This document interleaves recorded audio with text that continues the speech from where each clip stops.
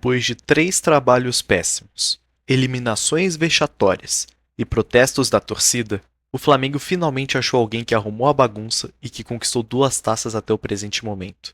Mas será que o time rubro-negro fez uma boa janela de transferências? Vamos ver depois da vinheta.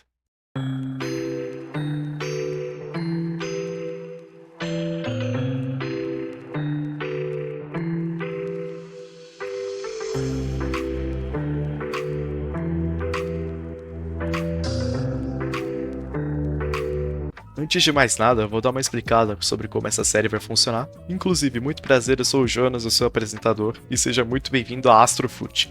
Aqui você vai ver conteúdos do futebol brasileiro e das principais ligas europeias toda semana. Enfim, nesse quadro eu vou analisar todo o preparo dos 20 times da Série A partir de 2 pontos. Primeiro, como foi o ano anterior, e segundo, quais foram as entradas e saídas do elenco. Daí será mostrado como cada reforço joga, apresentando seus pontos fortes e fracos baseados em dados da última temporada. No final será feito um esboço do time titular e eu vou dar a minha nota de 0 a 10 do quão boa foi a janela de transferências do time. E para começar bem essa série, por que não fazer uma análise do time mais midiático do Brasil para alguns, do time mais odiado do Brasil para os antes, do time mais querido para os torcedores? É óbvio que eu tô falando do clube de regatas do Flamengo, o rubro-negro carioca. Primeiro, como foi o ano de 2024 para o Flamengo? O ano de 2024 foi muito conturbado para o Flamengo. Apesar do título absoluto do Campeonato Carioca, o Mengão teve muita dificuldade conforme a temporada avançava. Lesões, problemas táticos, problemas extracampo de alguns jogadores, a situação era complicada. Porém, no ato heróico de Fernando Gil, a diretoria ficou amedrontada e mandou o Tite embora, buscando assim uma solução caseira. Brincadeiras à parte, a demissão do Tite já era algo premeditado, já que o time não desempenhava um futebol convincente, resultados não vinham, e o que era melhor destacado no esquema tático do Tite não acontecia, que era uma defesa sólida. Depois de uma relação tão desgastada, foi decidido demitir o ex-técnico da seleção brasileira e buscar uma solução caseira que não gastasse tanto dinheiro assim. Então, Marcos Braz e Rodolfo Landim decidiram trazer Felipe Luiz, o jovem técnico que tinha se aposentado no ano anterior e estava fazendo sucesso no time sub-20. Nas mãos do jovem técnico, o Flamengo conseguiu conquistar a Copa do Brasil em cima do Galo e, no começo de fevereiro, levou a Supercopa Rei jogando contra o Botafogo, apresentando um futebol de primeira. 2. Mudanças no elenco.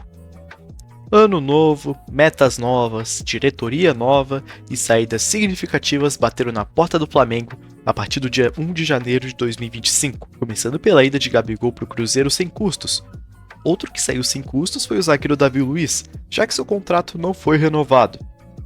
Além disso, o clube carioca lucrou com a vinda de Fabrício Bruno para o Cruzeiro, pela bagatela de 7 milhões de euros. Outras saídas confirmadas foram a de Carlos Alcaraz, emprestado ao Everton da Inglaterra, em negociação que pode chegar a 18 milhões de euros, e a de Carlinhos, que foi emprestado para o Vitória, aqui do Brasil. Sendo assim, José Botto tinha uma missão: ir ao mercado buscar um centroavante para suprir a ausência de Pedro e a saída de Gabigol, e pelo menos um zagueiro, já que perdeu 2 reservas. O outro reserva poderia ser da base, sendo Clayton ou JP da Mata. E seria bom trazer um meio-campista, visando a má fase do Alan e o interesse europeu por Everton Araújo. Falando em contratação, o mais querido foi bem low profile, sem novelas, tour pela Europa, nada disso.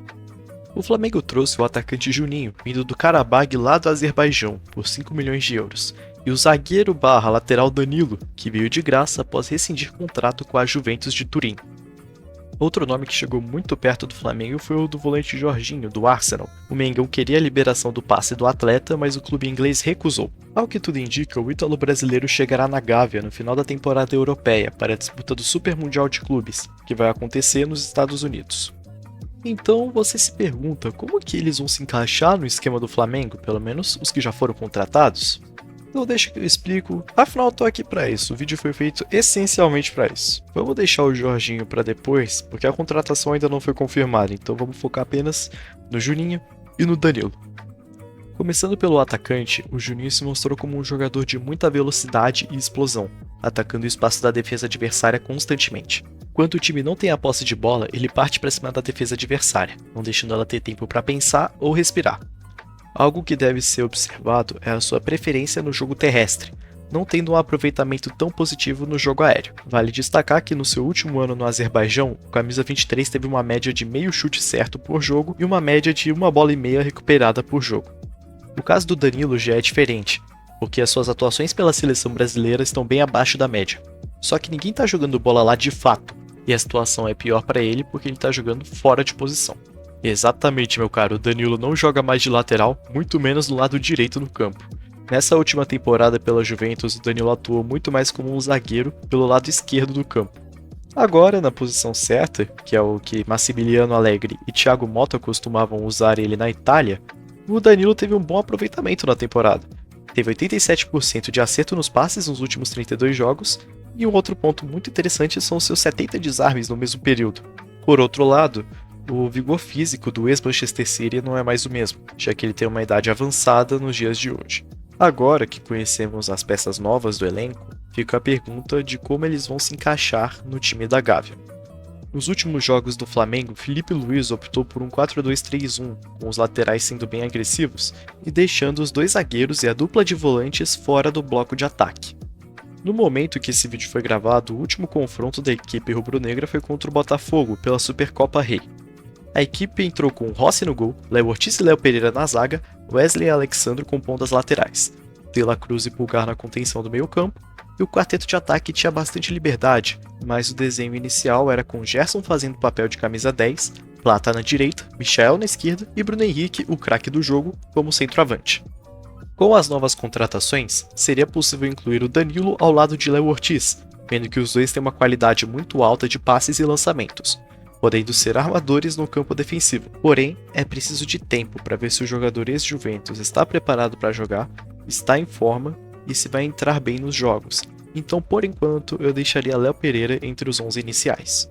O Juninho teve algumas chances, mas não foram o suficiente. Do que foi mostrado, ainda precisa de ritmo de jogo e adaptação ao futebol brasileiro. O mais lógico seria escalar o reforço na posição de BH, mantendo o estilo de jogo. Acredito que deslocando o camisa 27 rubro-negro para a esquerda, colocando o Juninho no lugar de Michael, o Flamengo terá melhor rendimento. Mas, novamente, como o time está jogando bem e o time que está ganhando não se mexe, eu vou manter o quarteto titular do último jogo. Por fim, dá para dizer que o Flamengo repôs as saídas que teve à altura, sem gastar quantias exorbitantes como foi na última janela, trazendo nomes de qualidade e por um preço baixo. Apesar das contratações, eu acho que os maiores ganhos do Flamengo nessa temporada são a permanência de Wesley, por conta da sua crescente de rendimento, a recuperação de Luiz Araújo e Cebolinha, e claro, quando acontecer, a volta do melhor 9 da América, na minha opinião, o Pedro. Filipe Luís sabe o que faz. Os reforços combinam com seu estilo de jogo, e as saídas de jogadores que não rendiam mais fizeram um bom caixa para o time. Então dá para dizer que o Flamengo tem tudo para colher bons frutos em 2025. Nota 9 de 10 para a janela rubro-negra. Se você ficou até aqui, espero que tenha gostado. Dá um like e se inscreve para mais conteúdos. Aproveita e dá uma passada no nosso TikTok e no nosso Instagram, que vão estar aqui na descrição. Deixa nos comentários qual time você quer que eu analise no próximo episódio. Muito obrigado a todos e nos vemos no próximo vídeo da AstroFoot.